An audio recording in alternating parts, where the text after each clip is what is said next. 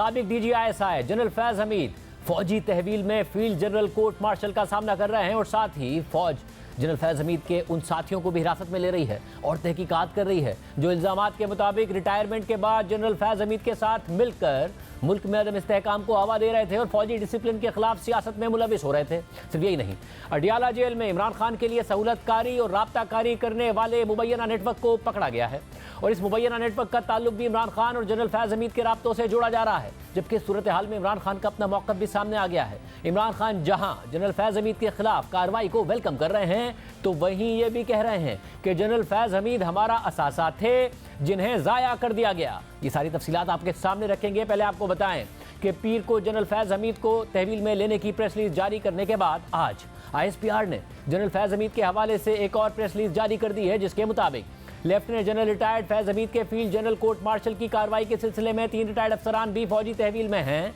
जिन्होंने फौजी डिसिप्लिन के खिलाफ इकदाम किए हैं, जबकि कुछ दीगर रिटायर्ड अफसरान और उनके सहूलतकारों के खिलाफ मजमूम सियासी मफादात की इमामत और गठजोड़ से अदम इस्तेहकाम को हवा देने की तहकीकात जारी हैं। ISPR की प्रेस रिलीज में तो इन अफसरान के नाम और तफसीलात जारी नहीं की गई, ताहम जियो न्यूज़ के ज़राए के मुताबिक फौजी तहवील में लिए गए साबिक अफसरान में 2 रिटायर्ड ब्रिगेडियर्स और 1 रिटायर्ड कर्नल शामिल हैं जिनमें ब्रिगेडियर गफ्फार और ब्रिगेडियर नईम शामिल हैं। ज़राए के मुताबिक दोनों रिटायर्ड ब्रिगेडियर्स का ताल्लुक चकवाल से है और दोनों ही जनरल फैज हमीद के खास और मंजूर नज़र अफसरान थे और रिटायरमेंट के बाद सियासी पैगाम रसानी और सहूलतकारी में मुलविस थे। ज़राए के मुताबिक गिरफ्तार अफसरान में कर्नल रिटायर्ड आसिम भी शामिल हैं। इन तीनों अफसरान पर सियासी जमात और जनरल फैज हमीद के दरमियान राब्ताकारी के इल्जामात हैं। दूसरी जानिब अडियाला जेल में बानी PTI इमरान खान के लिए सहूलतकारी और राब्ताकारी के इल्जामात के तहत जेल में तैनात पुलिस एहलकारों की गिरफ्तारियां और तहकीकात शुरू हो गई हैं और मुबैना नेटवर्क पकड़ा गया है। नुमाइंदा जियो न्यूज़ शब्बीर डार की खबर के मुताबिक पहले साबिक deputy superintendent Adiala jail Mohammad Akram और असिस्टेंट सुप्रिंटेंडेंट बिलाल को हिरासत में लिया गया, जिसके बाद जेल के 2 मजीद एहलकारों के गिर्द घेरा तंग कर दिया गया।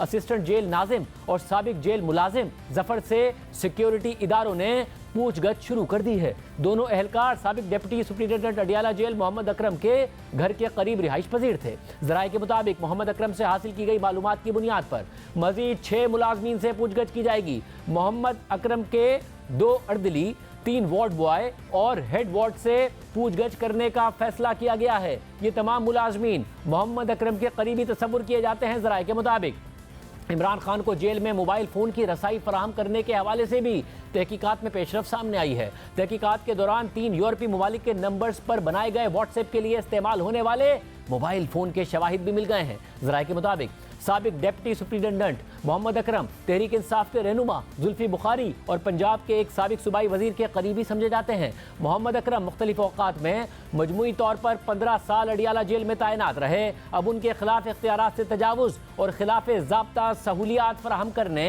और पैगाम रसानी के मामले पर जेल हुक्काम ने महकमाना कार्रवाई शुरू कर दी है। मगर सिर्फ यही नहीं, इसी जेल नेटवर्क से मुतालिक द न्यूज़ के एडिटर इन्वेस्टिगेशन अंसार अब्बासी की खबर के मुताबिक इमरान खान और जनरल फैज हमीद कई ज़राए से 9 मई के बाद भी राब्ते में थे। खबर के मुताबिक ज़राए का कहना है कि जनरल फैज हमीद इमरान खान से राब्ते में रहे हैं, हत्ता कि 9 मई के बाद भी दोनों कई ज़राए से राब्ते में थे। खबर के मुताबिक ज़राए एक जेल नेटवर्क कुछ सियासतदानों और दीगर अफराद को इमरान खान और जनरल फैज हमीद के राब्तों का जरिया कह रहे हैं। और जब ज़राए से पूछा गया कि क्या अडियाला जेल के साबिक डिप्टी सुप्रिंटेंडेंट मोहम्मद अकरम की ताज़ा तरीन गिरफ्तारी का ताल्लुक भी इमरान खान और जनरल फैज हमीद के दरमियान इन्हीं रवाबित से है, तो ज़राए ने हाँ में जवाब दिया। ज़राए के मुताबिक फौजी हुक्काम की तरफ से जनरल फैज हमीद को रिटायरमेंट के बाद की उनकी काबिल एतराज़ सरगर्मियों पर 1 से ज़ायद दफ़ा खबरदार किया गया, मगर वो नहीं रुके और आज 190 मिलियन पाउंड केस की समाअत के दौरान खुद बानी PTI इमरान खान ने मीडिया से गुफ्तगू की है और जनरल फैज हमीद के हवाले से एक दफ़ा फिर मौक़िफ़ दे दिया है। इमरान खान की गुफ्तगू से पहले जेल हुक्काम ने उन्हें मीडिया से बात करने से रोकने की कोशिश की तो डिप्टी सुप्रिंटेंडेंट अडियाला जेल और इमरान खान की आपस में तल्ख कलामी हो गई। इमरान खान ने कहा कि मुझे ना रोको, ये ओपन कोर्ट है, मुझे मीडिया से बात करने दो।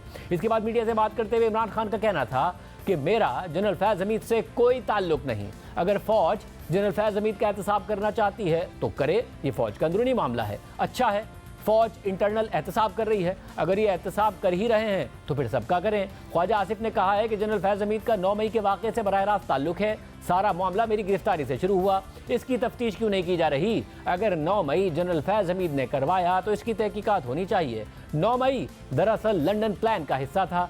जिधर जिधर आग लगी थी वहाँ की सीसीटीवी फुटेजेस गायब हैं। सीसीटीवी फुटेज सामने लाएं और हमें कसूरवार साबित करें। जिसने मेरी गिरफ्तारी का ऑर्डर दिया वही साजिश में मुलव्वस है। इमरान खान ने कहा कि जनरल बाजवा ने अपनी एक्सटेंशन के लिए मेरी हुकूमत गिराई। नवाज शरीफ और शहबाज शरीफ की शर्त थी कि जनरल फैज़ हमीद को हटाएं। जनरल फैज़ हमीद को हटाने पर मेरी जनरल बाजवा से सख्त तलखी हुई थी। IB की रिपोर्ट्स थी कि मौजूदा स्पीकर पंजाब असेंबली मलिक अहमद खान हर वक्त जनरल बाजवा के पास बैठा रहता था। जनरल फैज़ हमीद को मैं इसलिए नहीं हटाना चाहता था क्योंकि वो तालिबान और अफगान हुकूमत के साथ इंगेज था और पाकिस्तान में दहशतगर्दी खत्म करने का सुनहरी मौका था। जनरल फैज़ हमीद के तालिबान के साथ अच्छे ताल्लुकात थे। वो 3 साल तक तालिबान के साथ मुज़ाकरात करता रहा। मैं बार बार जनरल बाजवा को कहता रहा कि जनरल फैज़ हमीद को ना हटाओ। जनरल बाजवा ने अपनी एक्सटेंशन के लिए जनरल फैज़ हमीद को हटाया और ISI को PTI के पीछे लगा दिया। जनरल फैज़ हमीद हमारा साथ था, उन्हें ज़ाया कर दिया गया। जनरल फैज़ हमीद ज़ल्म खलीलज़ाद और तालिबान को मेरे पास लेकर आया था। अब जितनी दहशतगर्दी हो रही है इसका जिम्मेदार जनरल बाजवा को ठहराता हूँ। आज तमाम तालिबान हमारे खिलाफ हो चुके हैं। रोज़ाना हमारे फौजी शहीद हो रहे हैं। आप जो मर्जी ऑपरेशन कर लें, ये सरहद क्रॉस करके दूसरी जानिब चले जाएंगे और दोबारा वापस आ जाएंगे। इमरान खान आज सिर्फ ये कह रहे हैं कि वो जनरल फैज़ हमीद को DG ISI अफगानिस्तान की सूरत हाल की वजह से बरकरार रखना चाहते थे क्योंकि जनरल फैज़ हमीद के तालिबान के साथ अच्छे ताल्लुकात थे। मगर इसके साथ साथ इमरान खान पहले ये मान चुके हैं कि अपोजिशन की तहरीक अदम एतमाद को नाकाम बनाने के लिए वो जनरल फैज़ हमीद को DG ISI बरकरार रखना चाहते थे। इमरान खान के 5 मई 2022 को दिए गए इंटरव्यू के मुताबिक मुझे जुलाई से पता चलना शुरू हो गया था कि इन्होंने पूरा प्लान बनाया हुआ है हुकूमत गिराने का। मैं नहीं चाहता था कि हमारा इंटेलिजेंस चीफ तब्दील हो जब तक ये सर्दियां ना निकल जाएं। मैंने कैबिनेट में ओपनली कहा था कि ये छुपी बात नहीं है, मैं ओपनली कह रहा था। इसके अलावा इमरान खान आज कह रहे हैं कि जनरल बाजवा ने अपनी एक्सटेंशन के लिए मेरी हुकूमत गिराई, मगर पहले इमरान खान एतराफ़ कर चुके हैं कि उन्होंने जनरल बाजवा को एक्सटेंशन की ऑफ़र की थी। 27 अक्टूबर 2022 को इमरान खान ने कहा कि मैंने जनरल बाजवा को बताया कि इस वक्त अगर ये साजिश कामयाब हो गई तो इसका पाकिस्तान की मईशत के ऊपर डायरेक्ट नुकसान होगा और कोई संभाल नहीं सकेगा। मैंने वार्न किया और मैंने कहा कि मैं सुन ये रहा हूँ कि एक्सटेंशन की बात हो रही है। मैंने कहा कि अगर आपको वो ऑफ़र कर रहे हैं तो हम भी आपको ऑफ़र कर देते हैं। ये ना करना, इस वक्त इस हुकूमत को अगर आपने हटा दिया तो नहीं संभलेगा पाकिस्तान। सिर्फ यही नहीं, जब इमरान खान की हुकूमत गिर गई तो इसके बाद भी वो ये कोशिश करते रहे कि जनरल बाजवा इलेक्शन करवा कर ही रिटायरमेंट लें। उस वक्त तक किसी और को आर्मी चीफ तैनात ना किया जाए बल्कि जनरल बाजवा को ही तौसीह दी जाए और फिर इलेक्शन के बाद जीत कर आने वाली नई हुकूमत अगला आर्मी चीफ तैनात करे। इमरान खान से 12 सितंबर 2022 को यानी आर्मी चीफ की तैनाती से 2.5 महीने पहले जब ये सवाल किया गया कि जब जनरल बाजवा की रिटायरमेंट हो उस दिन क्या हो, तो इमरान खान ने जवाब दिया कि इसकी प्रोविज़न निकल सकती है, ये कोई बड़ी बात नहीं है। वकीलों ने मुझे बताया है इसकी प्रोविज़न निकल सकती है। जब इलेक्टेड हुकूमत आए फिर नए army chief general Asim Munir की तैनाती के बाद भी इमरान खान ये एतराफ़ करते नजर आए कि ना सिर्फ उन्होंने तहरीक अदम एतमाद के दिनों में जनरल बाजवा को तौसीह देने की पेशकश की थी बल्कि हुकूमत जाने के बाद भी वो चाहते थे कि इलेक्शन होने तक जनरल बाजवा महदूद तौसीह ले लें। 2 जनवरी 2023 को इमरान खान के बयान के मुताबिक वो तो हमने भी उनको कहा था अगर आप इलेक्शन करवा दें आप तब तक ठहर जाएं, साफ और शफाफ इलेक्शन करवा दें, इसके लिए हम तैयार थे।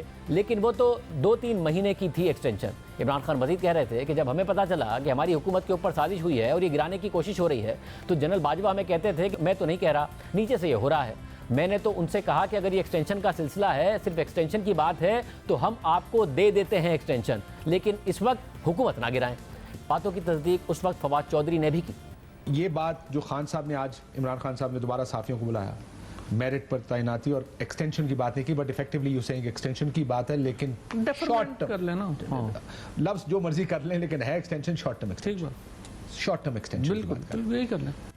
इमरान खान आखिर तक चाह रहे थे कि जनरल बाजवा को ही तौसीह मिले, मगर जब नून लीग की हुकूमत ने जनरल बाजवा को तौसीह देने के बजाय जनरल आसिम मुनीर को आर्मी चीफ लगा दिया तो इमरान खान ने अपने मौक़िफ़ के बरखिलाफ जनरल बाजवा को तौसीह ना देने के फैसले को दुरुस्त करार देते हुए नवाज शरीफ की तारीफ कर दी। इमरान खान से 2 अप्रैल 2023 को एक इंटरव्यू में फरिया इदरीस ने सवाल किया कि जनरल बाजवा को एक्सटेंशन नहीं मिली, आखिर में इसका क्रेडिट आप देंगे नवाज शरीफ साहब को? तो इमरान खान ने जवाब दिया कि हाँ, मैं ये कहूँगा कि नवाज शरीफ ने एक अच्छा काम किया तो ये किया था। और आज इमरान खान कह रहे हैं कि जनरल बाजवा ने नवाज शरीफ से तौसीह की डील करके मेरी हुकूमत गिराई। दूसरी जानिब इमरान खान और तहरीक इंसाफ मुतालबा कर रहे हैं कि जनरल बाजवा का एहतसाब किया जाए। पहले इमरान खान ने मुतालबा किया और आज अपोजिशन लीडर उमर अयूब ने कहा कि DG ISI आर्मी चीफ की मर्जी के बगैर अपना चपरासी भी नहीं रख सकता, इसलिए जनरल बाजवा से भी पूछा जाए।